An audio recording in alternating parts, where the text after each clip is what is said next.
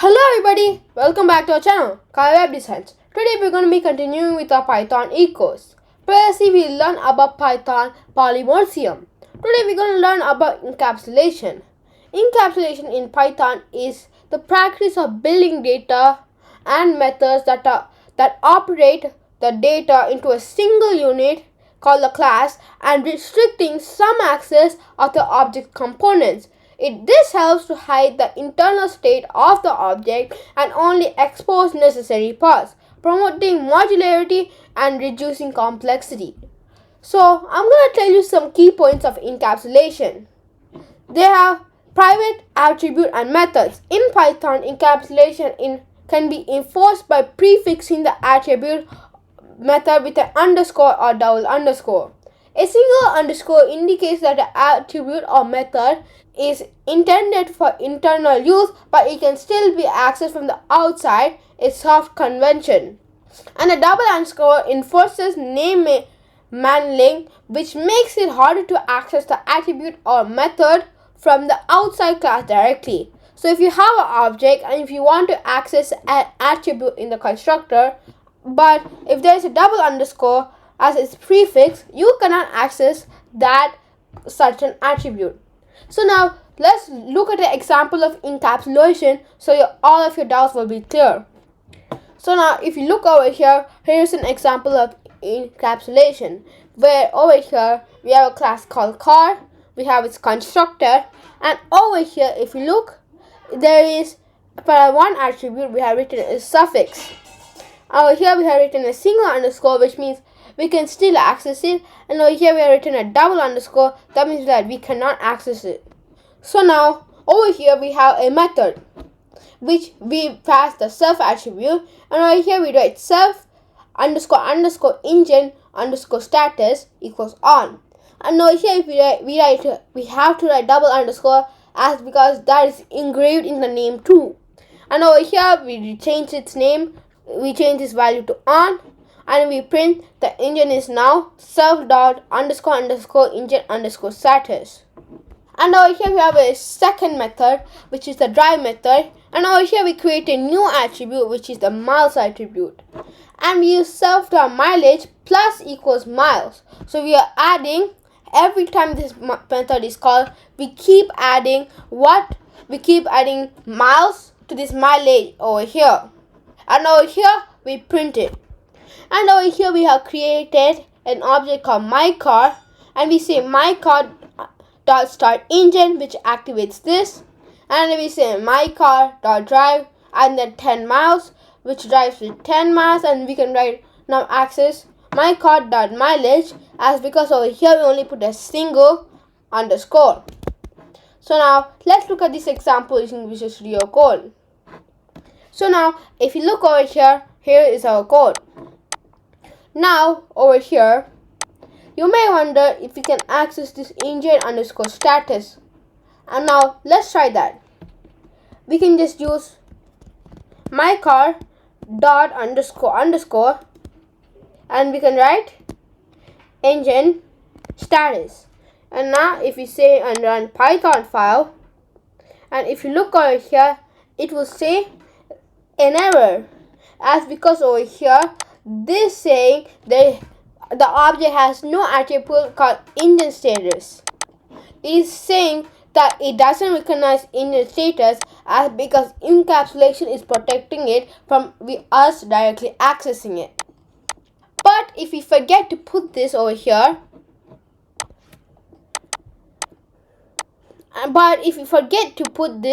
everywhere,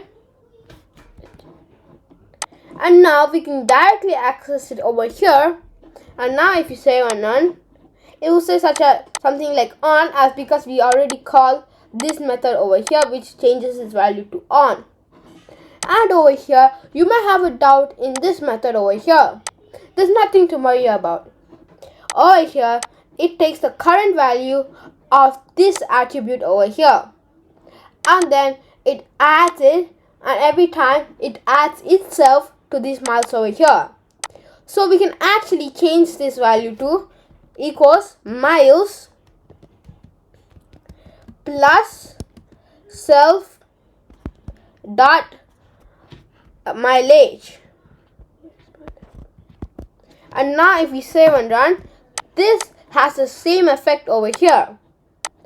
And over here what we are doing is we're adding we have changed the value of self.mileage to miles plus self.mileage.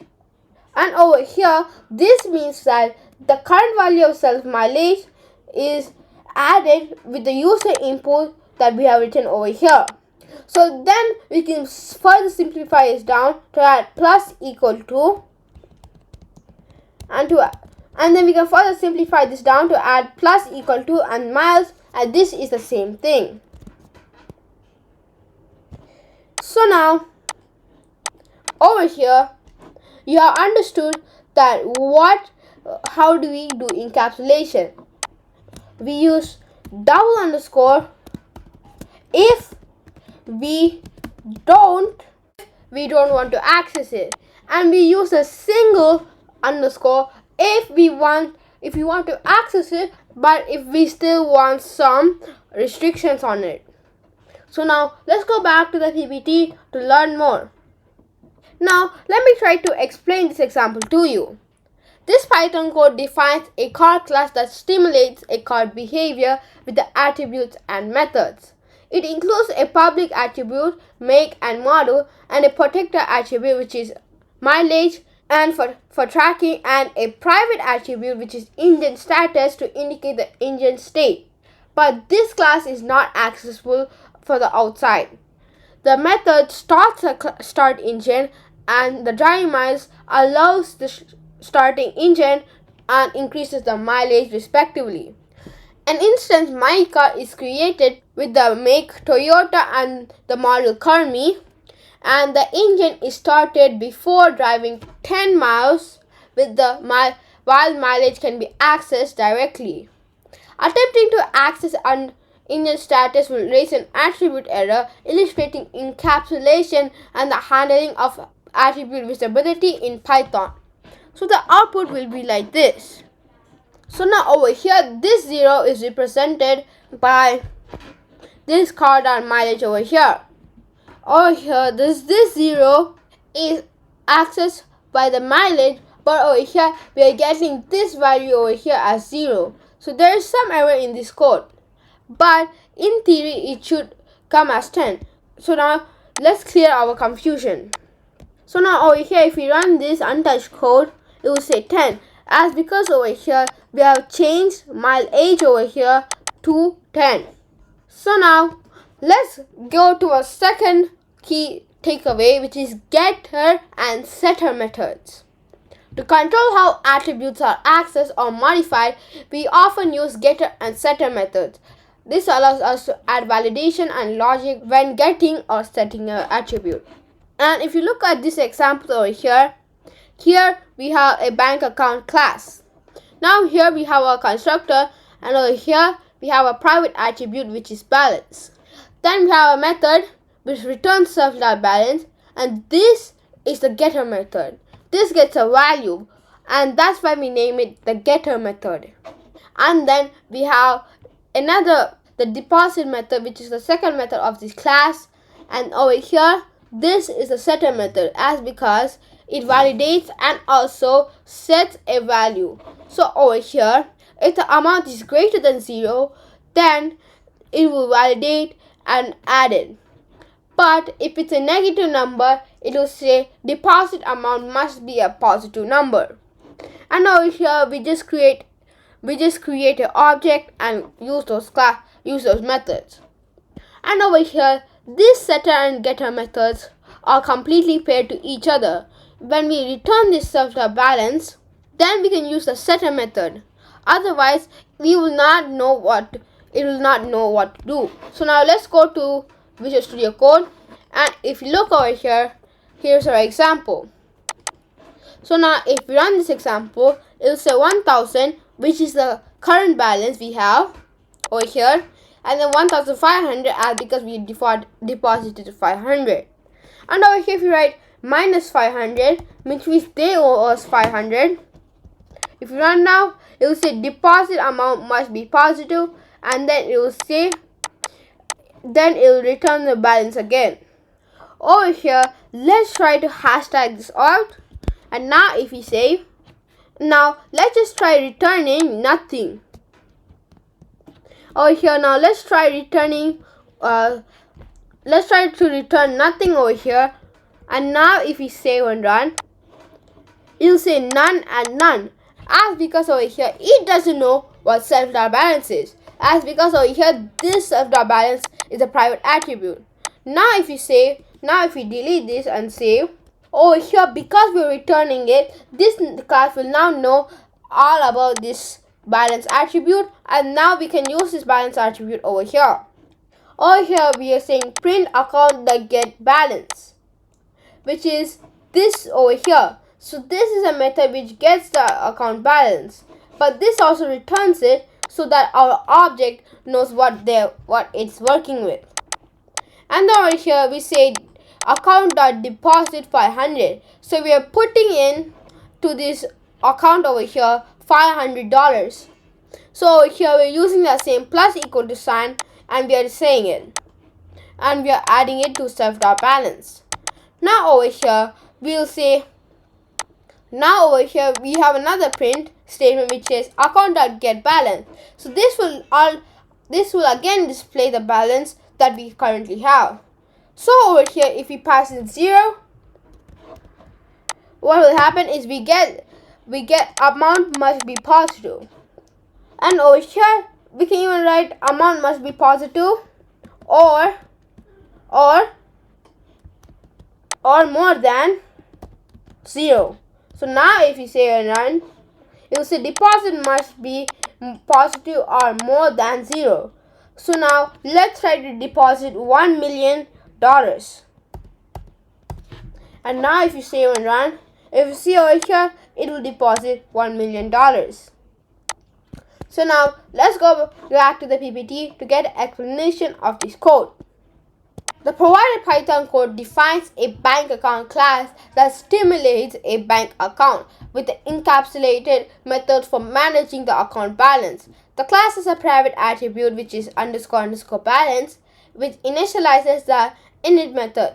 It includes a getter method get_balance, which returns the current balance, and the deposit amount method that allows the deposits while validating that amount is positive. An instance of that bank account class named account is created with initialize of balance of 100. The code prints the initial balance using get balance and deposits 500 into the account and prints the updated balance again. The output of the code will be 1,000 for the initial balance and 1,500 after the deposit, demonstrating encapsulation by restricting direct access to the private balance attribute. So if you execute all of this, if you execute this code over here, we'll get 1,000 and then 1,500. So you may ask, why use encapsulation? First, it's good for data protection. By making some attributes private, we ensure that the internal state of the object cannot be changed abruptly, protecting it from unwanted or incorrect modification. So if you go in some big banks in Singapore such as Maybank or all, they use encapsulation for their classes so that hackers cannot easily get in there. Then we have controlled access. Getters and setters allow precise control over the data, how the data is accessed and modified. It also helps in cleaner code. It helps keep code modular and manageable, hiding unnecessary complexity from the user of the class. So these classes over here, if you look at this example over here, we don't want this balance class to be displayed to the user, right? So we just put it in private, and even the users can't access it.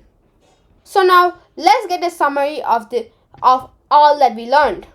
So the definition of encapsulation: building data and methods into a single class while restricting access to some components. We learn private attribute methods, prefixing with underscore or double underscore to control access, A single underscore is a convention and double underscore enforces naming mailing. We learn about getter setter methods and data protection. We learn about control access and cleaner code. And these three over here come with encapsulation. So folks, that's it for today. Thanks for watching. If you like this video and want to support us, please like, share, subscribe to our channel kaviwebdesigns. Keep on watching our videos and show some love. And this is Ishang signing off, and have a nice day.